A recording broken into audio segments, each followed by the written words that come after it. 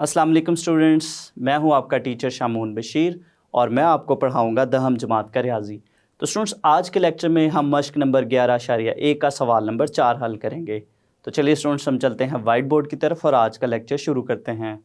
सवाल नंबर 4 है, एक दायरे का मरकज़ O है, इसमें कॉस ACB का वस्ती नुक्ता C है।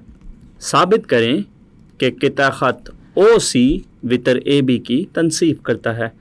तो चलिए स्टूडेंट्स, सबसे पहले हम दी गई मालूमात के मुताबिक एक शक्ल बनाते हैं और उस शक्ल के साथ हम सवाल नंबर 4 को दोबारा से देखते हैं। तो ये स्टूडेंट्स, दी गई मालूमात के मुताबिक हमने एक शक्ल बनाई है, इसके साथ हम सवाल नंबर 4 को देखते हैं। एक दायरा का मरकज़ O है, तो यहाँ पे स्टूडेंट्स अगर हम देखें, हमारे पास एक दायरा है और इसका मरकज़ O है, इसमें कॉस ACB का वस्ती नुक्ता C है। तो यहाँ पर स्टूडेंट्स हमारे पास एक कॉस है, ACB एक कॉस है और इस कॉस का जो मरकज़ी नुक्ता है वो नुक्ता C है। साबित करें कि किता ख़त OC, तो यहाँ पर स्टूडेंट्स हमारे पास एक किता ख़त OC है।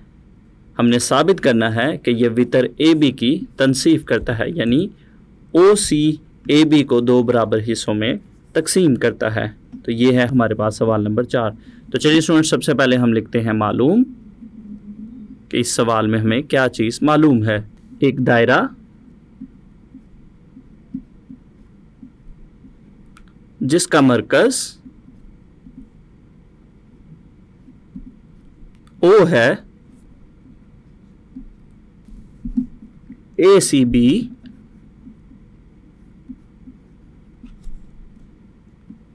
कॉस का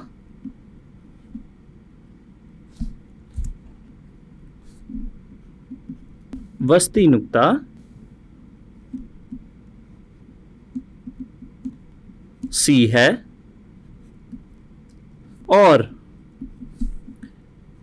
AC कॉस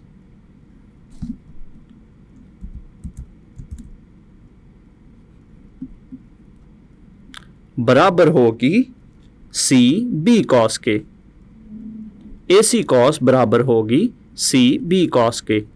चूँकि C जो है वो ACB कॉस का वस्ती नुक्ता है, इसलिए AC कॉस और CB कॉस जो है वो आपस में बराबर होंगी।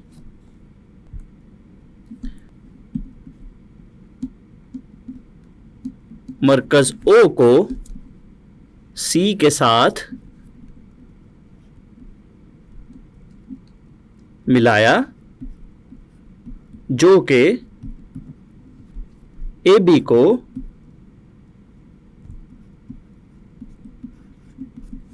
नुक्ता M पर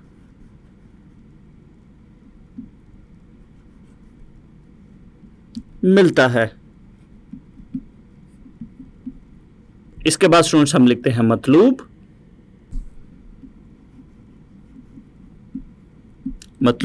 तो इसमें स्टूडेंट्स हमने साबित करना है कि किता ख़त OC वितर AB की तनसीब करता है। तो स्टूडेंट्स, अगर शक्ल में हम देखें तो स्टूडेंट्स हमने साबित करना है कि किता ख़त OC जो है वो AB की तनसीब करता है, यानी AB को दो बराबर हिस्सों में तकसीम करता है।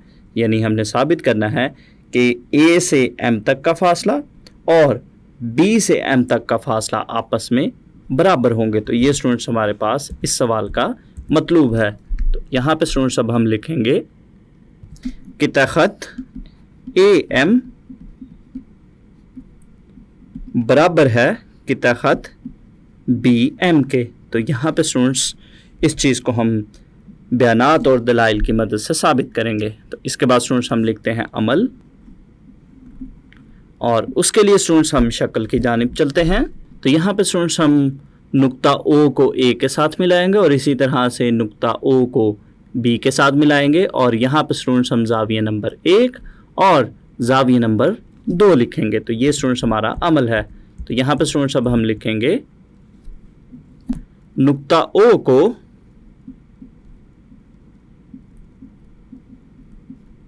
A और B से मिलाएं और शक्ल के मुताबिक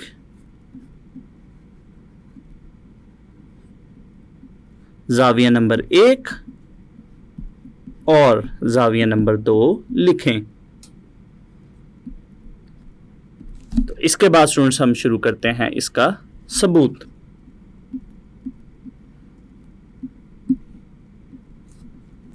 बयानात, और यहां पे हम देंगे इसके दलाइल। और सबसे पहले स्टूडेंट्स हम अपनी आसानी के लिए यहाँ पे शक्ल को दोबारा से बनाते हैं। तो यहाँ पे स्टूडेंट्स इस शक्ल में अगर हम देखें तो हमारे पास जो जाविया AOB है, जाविया AOB ये हमारे पास इस दायरे का मरकज़ी जाविया है। और स्टूडेंट्स हमारे पास जो जाविया नंबर 1 है वो जाविया नंबर 2 के बराबर होगा।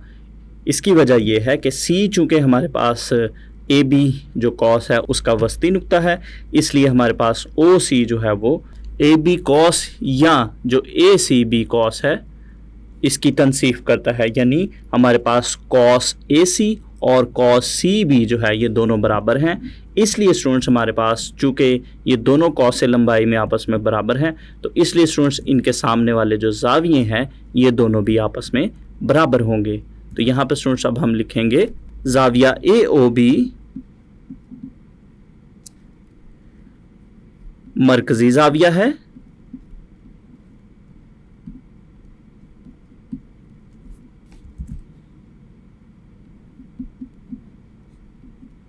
तो ये स्टूडेंट्स हमारा अमल था।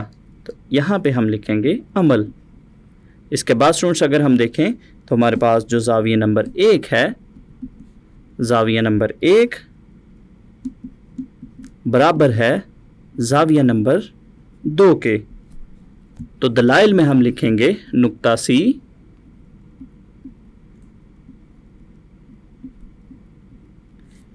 कॉस ACB का वस्ती नुक्ता है, इसलिए जाविया नंबर 1 बराबर है जाविया नंबर 2 के। और इसको स्टूडेंट्स हम देते हैं मसावात नंबर 1 का नाम। इसके बाद स्टूडेंट्स हम शक्ल की जानिब चलते हैं वापस। तो यहाँ पर स्टूडेंट्स अगर हम देखें तो हमारे पास 2 मुसल्लसान है इस शक्ल में। एक है मुसल्लस AOM, मुसल्लस AOM, और इसी तरह से स्टूडेंट्स दूसरी मुसल्लस हमारे पास है BOM, मुसल्लस BOM। तो ये स्टूडेंट्स हमारे पास 2 मुसल्लसान है और यहाँ पे स्टूडेंट्स हम इन दोनों मुसल्लसों की मुताबिकत देखेंगे। मुसल्लस AOM इसके स्टूडेंट्स हम मुताबिकत देखेंगे मुसल्लस BOM में। तो स्टूडेंट्स इनके मुताबिकत के लिए हम शक्ल की जानिब चलते हैं। तो यहाँ पे स्टूडेंट्स इन दोनों मुसल्लसान की अगर हम बात करें तो इन मुसल्लसान में हमारे पास जो पहली मुसल्लस है इसमें जाविया नंबर 1 दूसरी मुसल्लस के जाविया नंबर 2 के बराबर है, जिसको हम पहले से साबित कर चुके हैं। इसलिए अगर हम OM की बात करें तो स्टूडेंट्स ये दोनों मुसल्लसों का ही मुश्तरक ज़िला है। तो इसलिए स्टूडेंट्स पहली मुसल्लस का ज़िला OM दूसरी मुसल्लस के ज़िला OM के बराबर होगा, क्योंकि ये मुश्तरक है। इसके अलावा स्टूडेंट्स अगर हम देखें जो पहली मुसल्लस है उसमें O से A तक का फासला और दूसरी मुसल्लस में O से B तक का फासला, यानी पहली मुसल्लस का ज़िला OA दूसरी मुसल्लस के ज़िला OB के बराबर है, क्योंकि ये दोनों ही जो है वो दायरे के रदास हैं। तो अगर स्टूडेंट्स हमारे पास किसी मुसल्लस में 2 इज़ला और एक जाविया किसी दूसरी मुसल्लस के एक ज़िला के 2 इज़ला और एक जाविया के बराबर हो तो वो मुसल्लसें मुतमासिल होंगी। तो अगर स्टूडेंट्स ये मुसल्लसें मुतमासिल हैं तो फिर पहली मुसल्लस का जो तीसरा ज़िला है वो दूसरी मुसल्लस के तीसरा ज़िला के बराबर होगा, यानी A से M तक का फासला वो B से M तक के फासले के बराबर होगा। तो यही स्टूडेंट्स हमारा मतलूब था। तो फिर यहाँ पे स्टूडेंट्स इन चीज़ों को हम यहाँ पे लिखते हैं बयानात और दलाइल में। पहली मुसल्लस का ज़िला OM मुतमासिल है या बराबर है दूसरी मुसल्लस के ज़िला OM के, क्योंकि ये मुश्तरक है। तो दलाइल में स्टूडेंट्स हम लिखेंगे मुश्तरक। तो इसके बाद जैसा कि स्टूडेंट्स हमने देखा कि हमारे पास जो पहली मुसल्लस है उसका जाविया नंबर 1 दूसरी मुसल्लस के जाविया नंबर 2 के बराबर है। तो ये स्टूडेंट्स हमने इसको पहले से साबित किया है, साबित शुदा।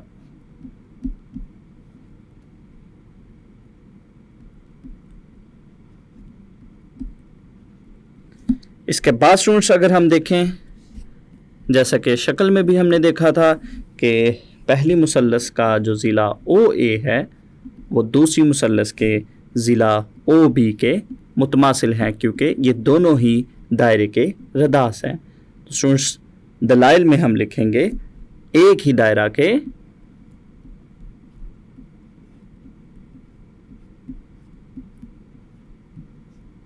रदास।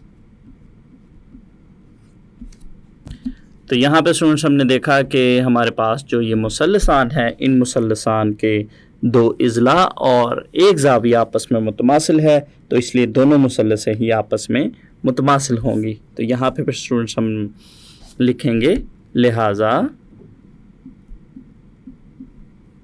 मुसल्लस AOM मुतमासिल होगी मुसल्लस BOM के।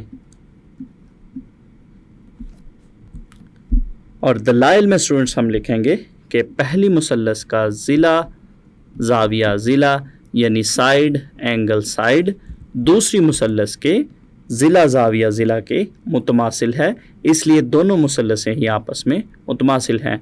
साइड एंगल साइड यानी ज़िला ज़ाविया ज़िला दूसरी मुसल्लस के ज़िला यानी साइड एंगल साइड यानी ज़िला ज़ाविया ज़िला के मुतमासिल है।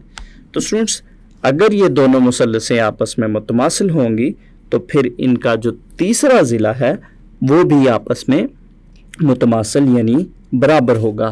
तो स्टूडेंट्स शक्ल में अगर हम देखें तो ये हमने साबित कर लिया है कि हमारे पास जो मुसल्लस AOM है वो मुसल्लस BOM के मुतमासिल है।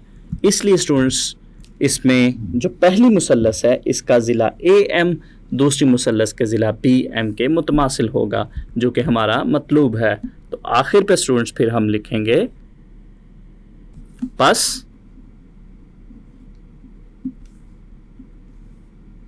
AM पहली मुसल्लस का ज़िला AM मुतमासिल होगा दूसरी मुसल्लस के ज़िला BM के। और दलाइल में हम लिखेंगे मुतमासिल मुसल्लसान के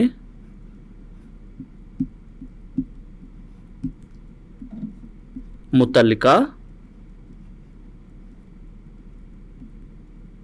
इज़ला। तो इससे स्टूडेंट्स हमें पता चलता है कि हमारे पास किता खत AM